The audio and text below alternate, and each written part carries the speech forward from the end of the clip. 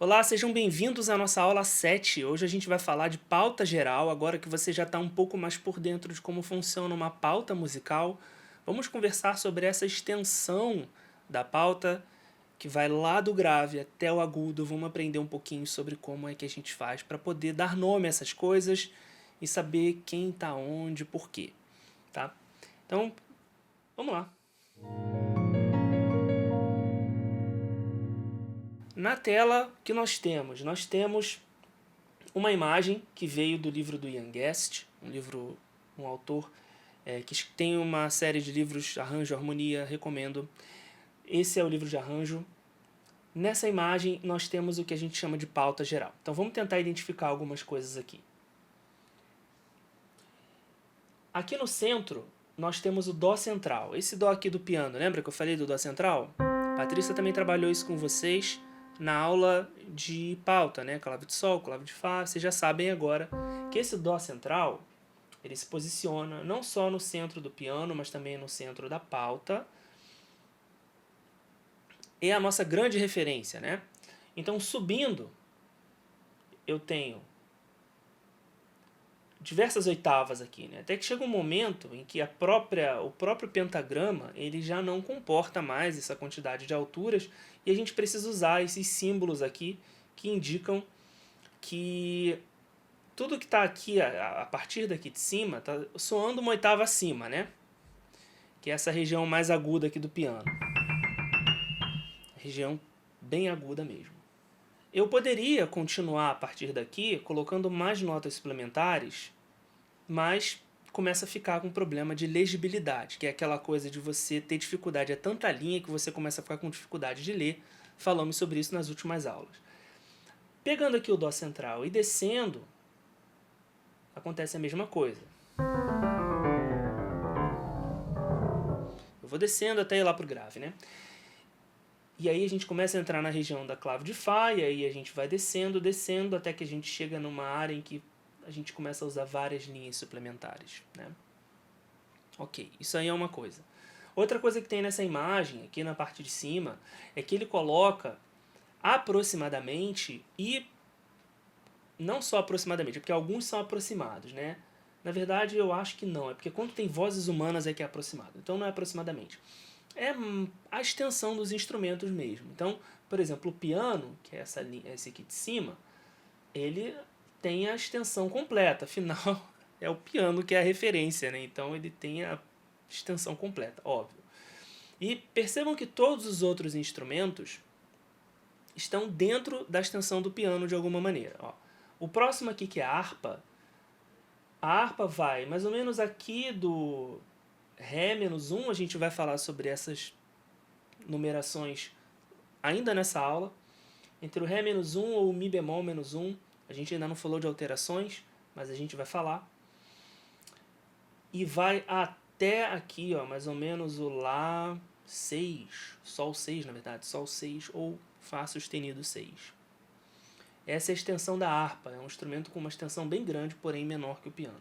O contrabaixo, por exemplo, que é um instrumento grave, a primeira nota do contrabaixo é esse Mi-1 aqui, ó. Desculpa, na verdade esse aqui. Esse aqui é o Mi, esse Mi aqui é o Mi da guitarra, na verdade. A mizona da guitarra, pra quem toca guitarra e violão, a mizona, corda mais grave, solta, é esse Mi aqui, ó. Que é o Mi1, na verdade. O Mi-1, essa é a corda do baixo acústico ou baixo elétrico solta. Mi-1. Por exemplo, para quem tem baixo de 5 cordas, a quinta corda é uma corda adicional mais grave, que é um Si. É esse Si aqui, ó, o Si-2. Tá? A gente vai falar desses números um pouco melhor já já, tá bom? Então o baixo, mesmo sendo um instrumento muito grave, ele ainda está dentro da extensão do piano. Mas olha só, a corda mais grave do baixo, de 5 cordas, já está quase no limite do piano. Então se o baixista afinar essa corda mais grave, ele consegue chegar no piano. Bem grave esse som, né? Essa é a primeira tecla do piano da esquerda para a direita. E o contrabaixo vem mais ou menos até aqui, ó, até o Sol 3. É a nota mais aguda do contrabaixo. E assim a gente tem vários outros instrumentos, né? As vozes humanas aqui, ó, eu sabia que tinha, mas na hora que eu olhei eu não vi. Né? As vozes humanas, a gente também tem uma extensão, digamos assim, para cada tipo de voz. O baixo sendo voz masculina grave, barítono sendo voz masculina média, tenor sendo voz masculina aguda. Contralto sendo voz feminina grave. Tem a mezzo, que não está aqui, não sei porquê, que seria voz feminina média. E a soprano, que é a voz feminina aguda. Então percebam que a gente tem aqui a voz humana, ela tem uma extensão que vai mais ou menos aqui do Mi1 até o Dó 5. Mas divididos entre todas as classes de vozes masculinas e femininas e vozes masculinas em 3 alturas diferentes, em 3 regiões de alturas diferentes, classificação de alturas diferentes, e femininas igualmente. Então o baixo, por exemplo, que é o homem de voz grave, ele pega mais ou menos aqui do Mi1. Eu não consigo fazer essa nota, por exemplo. E vai mais ou menos aqui até o Dó 3. Essa sim é uma colocação aproximada, porque a voz humana oscila bastante. Digamos que essa seria uma região adequada para quem quer trabalhar com arranjo vocal, arranjo coral, essas coisas. Se você vai trabalhar com solista, aí você pode estender um pouquinho mais. Tem baixo que vai além desse Mi1 aqui, ou seja, desce mais do que isso. Eu não consigo, de jeito nenhum. Mesma coisa para todas as outras vozes, né? Aqui embaixo nós temos outros instrumentos, nesse caso instrumentos de alguns de sopro, alguns de percussão, como a marimba e o xilofone. Então essa é uma imagem bem legal, que mostra a extensão aí de vários instrumentos, onde eles atuam. Muito bom para quem quer fazer arranjo para instrumentos, saber quais regiões os instrumentos atuam.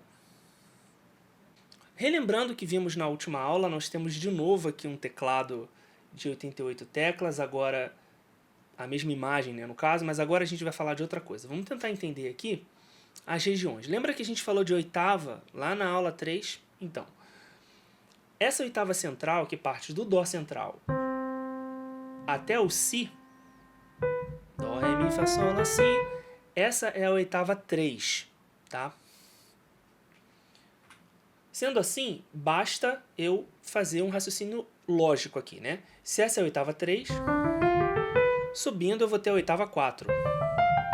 Subindo eu vou ter a oitava 5. Subindo eu vou ter a oitava 6. E por último eu vou ter uma nota sozinha lá em cima, que é o Dó 7. Então, vamos voltar aqui para a oitava 3. Dó 3 é o Dó central. Logo acima dele é o Ré 3. Depois vem o Mi 3.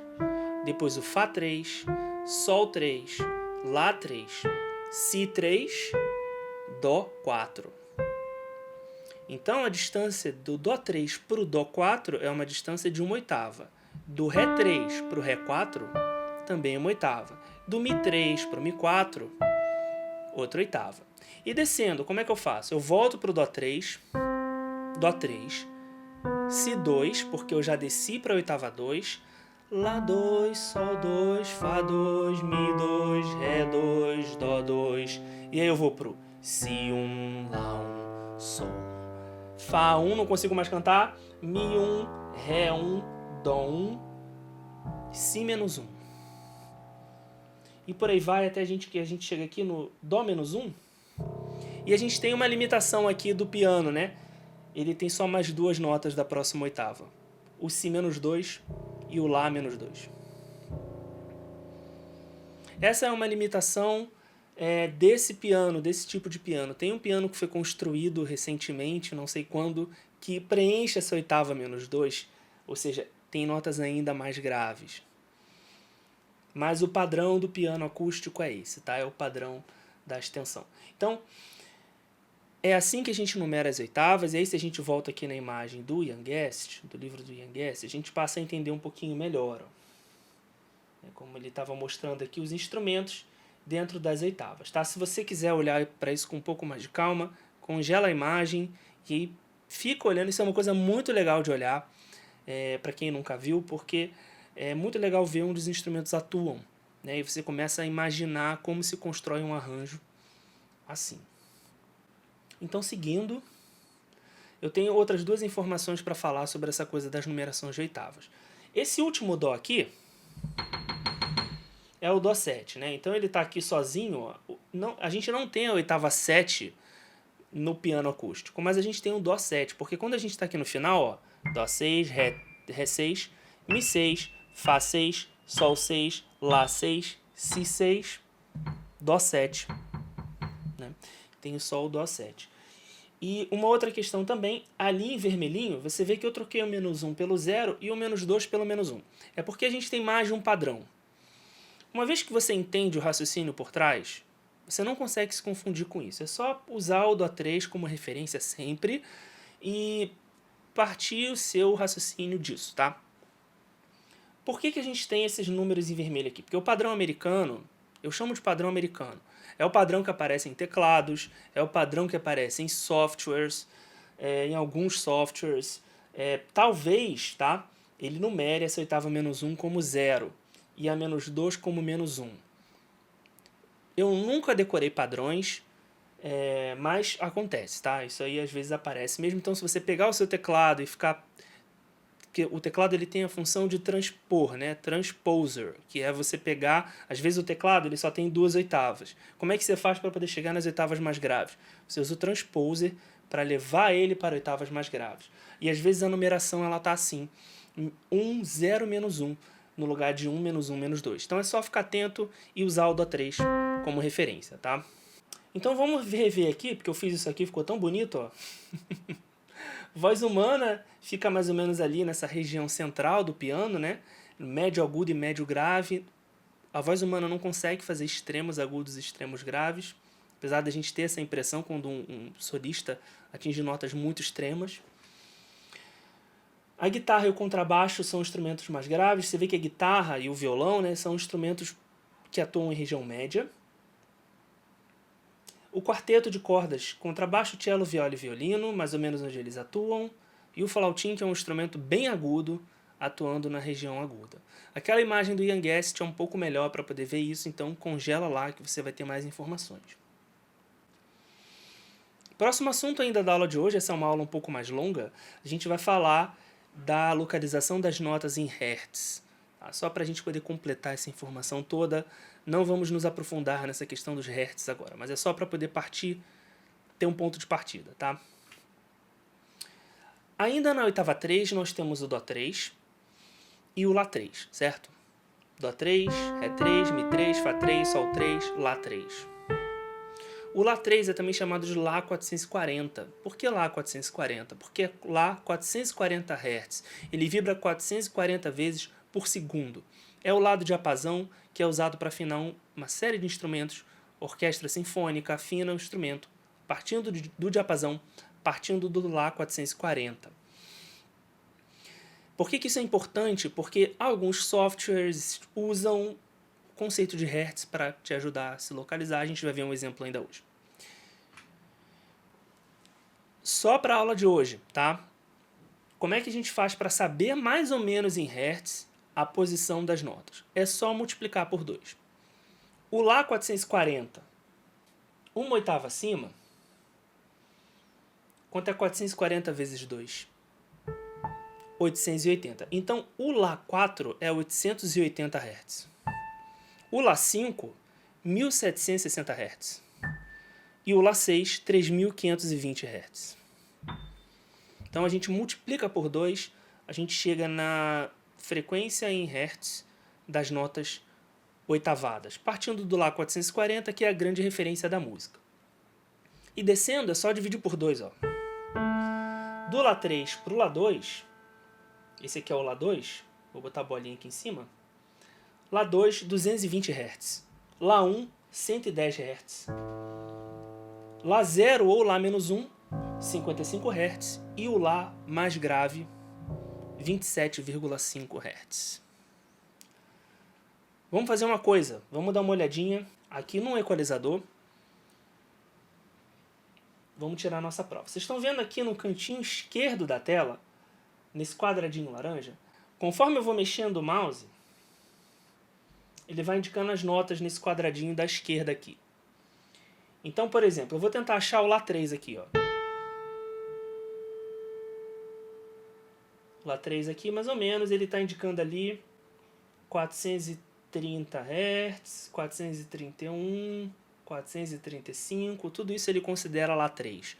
Isso é um pouco mais complexo para a gente entender agora, mas é só para mostrar para vocês o quanto é aproximado essa coisa de eu tô tocando Lá 3 ele ser o 440, tá?